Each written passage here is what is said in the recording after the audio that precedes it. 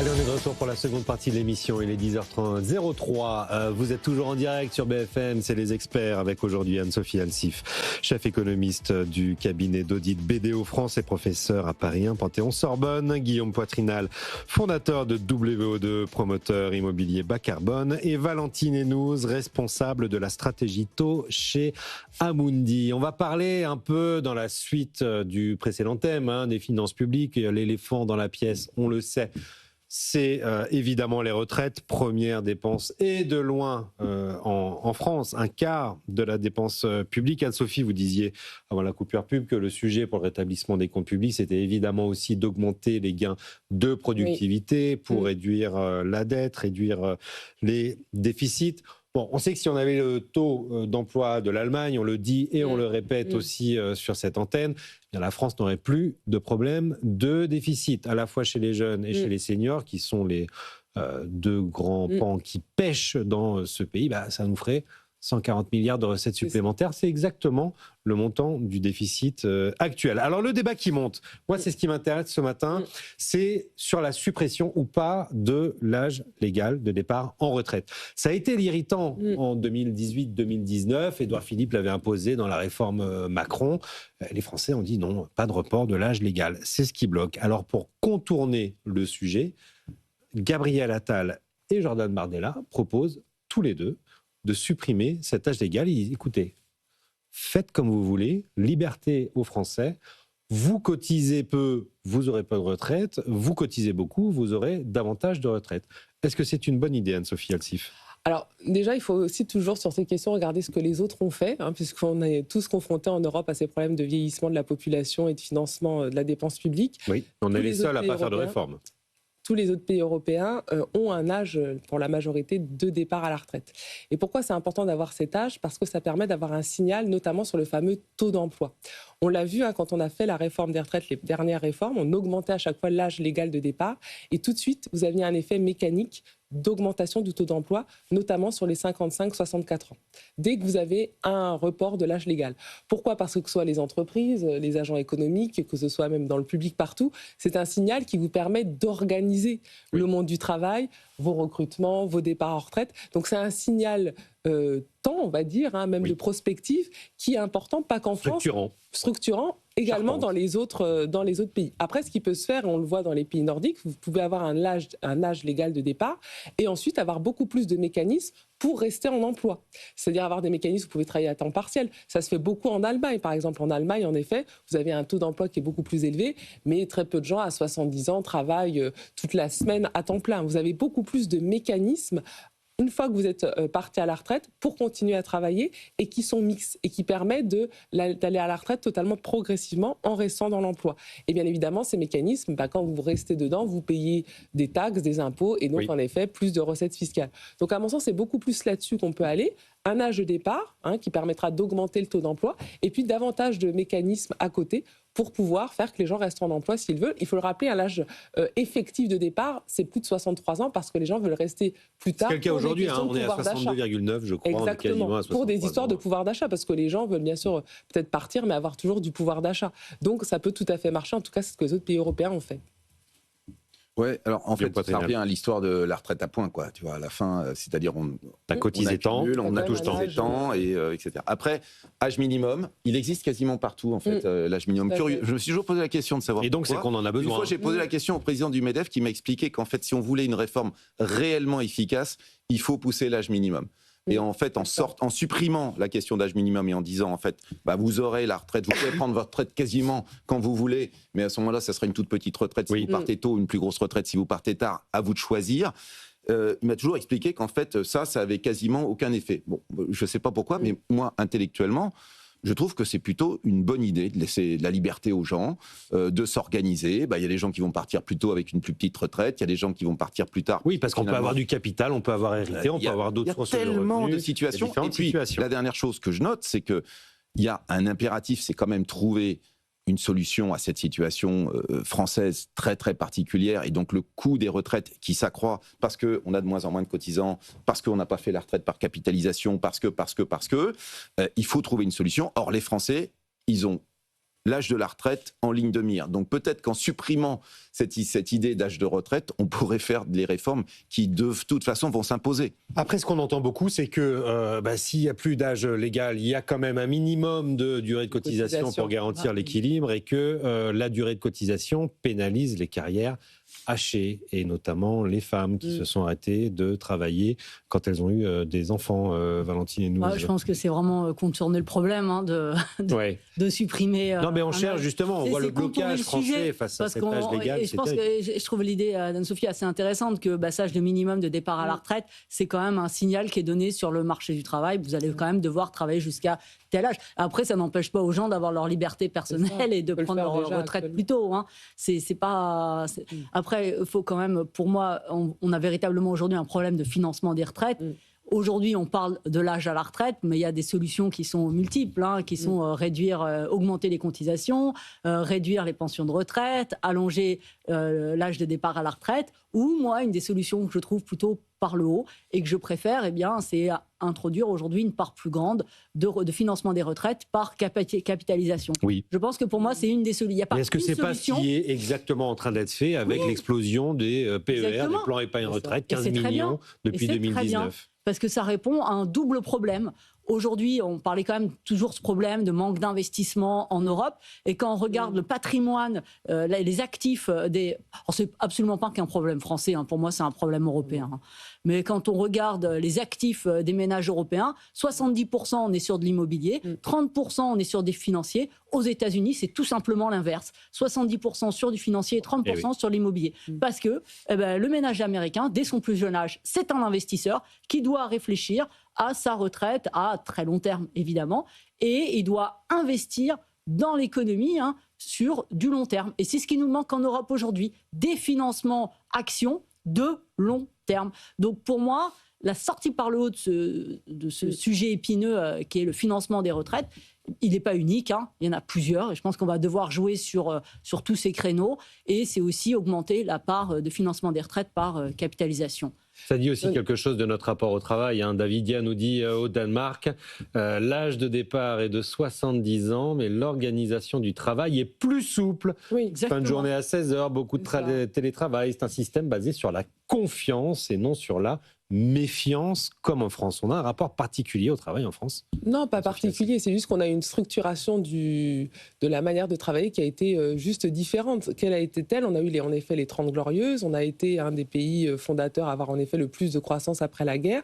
Et dans un contexte où en effet vous partiez tôt à la retraite parce que vous viviez beaucoup moins longtemps à la retraite. Donc déjà, il faut le dire, de vivre très longtemps en bonne santé, c'est déjà une bonne nouvelle. Oui. Et ça montre qu'on a eu un système qui a très bien fonctionné. Donc ça, il faut quand même s'en réjouir plutôt que de voir l'aspect positif, négatif. Donc ça, c'est quand même bien. Et l'autre élément, c'est qu'en effet, dans ces années-là, 60, c'était déjà très tard puisqu'on restait très peu de temps à la retraite en bonne santé. Donc l'idée, c'est d'avoir en effet un temps de travail. C'est-à-dire qu'on va regarder la productivité horaire. La France, c'est l'un des pays européens où elle est le plus élevé. C'est toujours vrai, ça. On reste toujours dans le peloton. Il y a d'autres pays du Nord qui le sont aussi, mais on est un des pays où on est le plus élevé. Donc en fait, on a une grande quantité de travail, 25-55 ans, où là, vous travaillez très, très, très intensément, avant beaucoup moins et après beaucoup moins. Alors que dans les pays nordiques, c'est sûr que si vous travaillez jusqu'à 70 ans, vous ne pouvez pas avoir cette cadence-là. Donc vous allez avoir un étalement beaucoup plus important de votre manière de travailler. Guillaume. Oui, non, mais pour avoir travaillé dans 12 pays en Europe et dirigé une entreprise qui était dans 12 pays, il est sûr que en France, on a un rapport conflictuel. Vous l'avez vécu, dans l'entreprise, bien sûr. Beaucoup plus qu'ailleurs. Beaucoup plus qu'ailleurs. C'est intéressant. Et on trouve beaucoup plus des solutions facilement avec des syndicats allemands, avec des syndicats des pays du Nord qu'en France. Oui, mais ça, tous les patrons vous le diront. On a ce problème en France. Mais qu'est-ce qui explique cette conflictualité? Je pense, alors, je crois que les choses sont un tout petit peu en train de... Mais pendant très longtemps, en France, on a pensé que l'entreprise, c'était le lieu d'affrontement entre le patronat et le syndicat. C'était même, je vais vous dire, quand moi j'étais en 4e, dans mon premier manuel d'économie, en définition de l'entreprise, il y avait une des définitions qui est l'entreprise, c'est quoi? C'est le lieu d'affrontement entre patronat et syndicat. Définition de l'entreprise. Donc, il faut quand même savoir d'où on vient. Et avec ces syndicats qui sont réputés représentatifs, alors qu'en fait, ils représentent très peu aujourd'hui du point de vue des trucs. Bien sûr qu'on a des sujets de construire et de construction ensemble du dialogue social. On ne peut pas dire le contraire. Et c'est particulier à la France, oui. Alors par rapport à ça, déjà le taux de syndicalisation en France dans le secteur privé est un des plus bas des pays européens. Et pour répondre à votre question, pourquoi on a une vision totalement différente, des pays comme l'Allemagne ou les pays nordiques ont été totalement détruits après la Seconde Guerre mondiale. Et donc la reconstruction du pays s'est faite avec les syndicats patronaux et ouvriers. Et donc l'idée, c'était d'avoir, comment il fallait refaire absolument tout le pays, puisqu'il n'y avait vraiment plus rien, d'avoir une construction de l'entreprise qui se fasse à deux. Et dans ces pays-là aussi dont vous parlez, vous avez été chef d'entreprise dans plus de 12 pays, ces pays-là ont souvent beaucoup plus d'intéressement, ont beaucoup plus de mécanismes de rémunération des salariés qui sont en lien avec la performance de l'entreprise. Et donc forcément, et de l'actionnariat salarié. Et l'actionnariat salarié. En Hollande, mon premier investisseur dans Unibail à l'époque, c'était le syndicat des métallurgistes hollandais, qui était dirigé par les syndicats. Il ne faut pas l'oublier. Voilà. Les syndicats. Donc j'avais au conseil d'administration des syndicats. Je peux vous dire qu'ils ne rigolaient pas avec les coûts. C'est pas du tout la même structuration. Donc quand vous êtes intéressé, forcément, vous avez un rapport aussi différent dans la gestion de votre entreprise, ce qui est beaucoup moins développé en France. Pour rebondir sur la Hollande, si on regarde la Hollande, c'est un pays où il y a une culture action beaucoup plus forte que sur le reste de la zone euro. Les pays nordiques et la Hollande, il y a une véritable culture des actions. Culture protestante. Et culture de prise de risque de la part des ménages, qui est totalement différente de ce qu'on peut avoir. Alors, est-ce que c'est pas lié aussi, nous, à cet énorme ballon qu'on appelle l'assurance vie, qui est dirigé quand même très largement sur les produits de taux pour financer notre déficit? On va revenir à la conversation d'avant. Et finalement, est-ce que c'est pas la pompe à OAT, en fait, qui dérive aussi une partie de cette épargne vers des supports taux plutôt que des supports actions? Ça joue aussi. Mais si on regarde la retraite par capitalisation, quand on verse des pensions, elles sont immédiatement reversées. Tandis que quand on veut faire de la retraite par capitalisation, on verse des pensions qui, elles, sont accumulées dans des fonds. Donc il y a deux schémas qui sont totalement différents. Bon. Donc pour moi, ça joue, oui, c'est besoin de financement de l'État, plus après le mode de financement des retraites. Ce qui est compliqué, c'est que souvent on refuse la capitalisation en disant qu'il y a un problème d'équité. Le problème, c'est que vous l'avez très justement dit, aujourd'hui les gens font leur retraite ou dans l'investissement locatif ou en ayant en effet des placements à côté pour préparer leur retraite. Donc il y a déjà une forme, on peut dire, d'inégalité si on est sur cette vision-là, qui se crée avec des gens qui vont préparer à côté avec plein de produits qui sont offerts et d'autres non. Et donc l'idée en effet de cette capitalisation, et ça a été fait dans plein de pays nordiques, c'est que tout le monde puisse bénéficier des effets positifs. Et l'autre élément, vous l'avez très justement dit, c'est que ça permettrait aussi de financer énormément d'entreprises, dont les fameuses entreprises européennes. On parle toujours du rapport Draghi, de ces fameux 300 milliards qui vont aux États-Unis. Eh bien, c'est vrai que d'avoir ce marché des capitaux en plus, vu le montant de l'épargne, ça permettrait aussi de financer les entreprises en général. Donc, il peut y avoir vraiment un cercle vertueux. Par capitalisation, vous êtes mieux placé que moi pour le dire. L'idée aussi, c'est de dire où on va investir. Alors, on va parler des fameux fonds vautours, mais il y a plein d'investissements qui sont tout à fait robustes, qui financent plein d'entreprises qui ont une vraie productivité, etc. Donc voilà, on peut être vraiment dans un financement très sain et peu risqué avec une retraite par capitalisation. C'est tout à fait possible. Ouais. Un dernier mot, Valentine, et puis on va passer au fond vautour. Il faut quand même être lucide. Il y a un déséquilibre démographique qui s'accélère. Dans les années 60, on était 4 personnes qui cotisaient, un retraité. Maintenant, on est autour de 1,7 et ce ratio va se détériorer. Donc, il faut trouver des solutions. Il n'y a pas de solution parfaite. Pour moi, c'est un mix de solutions qui doit être trouvé. On ne va pas repasser à 100% en capitalisation. Ça n'a aucun sens. Mais une approche mixte, il n'en a jamais été question. Une approche mixte, c'est favorable. Et puis après, jouer sur les différentes variables. Mais je dirais, contourner le sujet en disant on va planquer les variables, moi, c'est pas l'approche que je préfère. Bon, ça marche. On va continuer dans la lutte des classes, puisque Aurélie Trouvé, la présidente LFI de la Commission économique à l'Assemblée nationale, vient de publier un rapport sur les fonds vautours. Je cherche le titre de ce rapport. Voilà. Le rapport de la commission d'enquête parlementaire sur, je cite, la prédation des capacités productives françaises par les fonds spéculatifs. Alors on voit que dès le titre de ce rapport, il y a une approche évidemment un peu idéologique par rapport à ces fonds d'investissement. Elle pose aussi une vraie question, c'est-à-dire que les fonds vautours, ça existe aussi quand même. mais est-ce que globalement les fonds d'investissement détruisent-ils réellement l'outil productif français? C'est ce que semble dire le rapport. Ou est-ce qu'ils sont là pour les développer au final? C'est quoi? Tiens, définissez-moi un fonds vautour.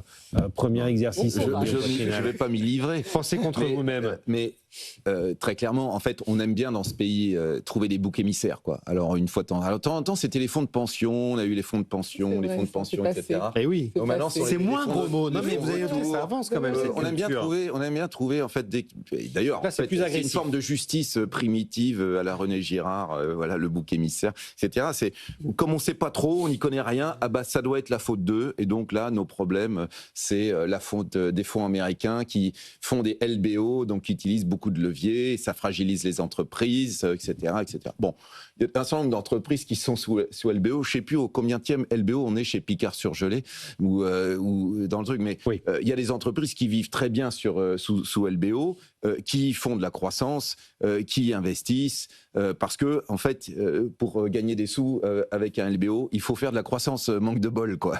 Et là, sinon, on gagne pas de sous. Elle définit ce qu'est un fonds vautour, c'est que c'est celui dont la stratégie vise à extraire des entreprises qui l'acquièrent une valeur déraisonnable, ce qui conduit à affaiblir structurellement cette entreprise et ce qui induit évidemment des emplois détruits, des dettes alourdies et des outils de production à l'abandon. Est-ce que c'est ce qu'on constate ? Parfois. Non. Enfin, moi, c'est pas, en tout cas, je vois pas ça comme ça. Et par contre, ce qui manque, c'est du capital de long terme. Là, on est tous d'accord. Il manque des fonds de pension. Ça, je veux dire, il manque des fonds de pension en France. Et le CAC 40 travaille, le SBF 120 travaille pour des investisseurs étrangers. Et là, il y a beaucoup de PIB, beaucoup de création de richesses made in France, qui est exporté pour aller assurer le bien-être des retraités californiens, de Calpers ou de PGGM ou d'APG en Hollande.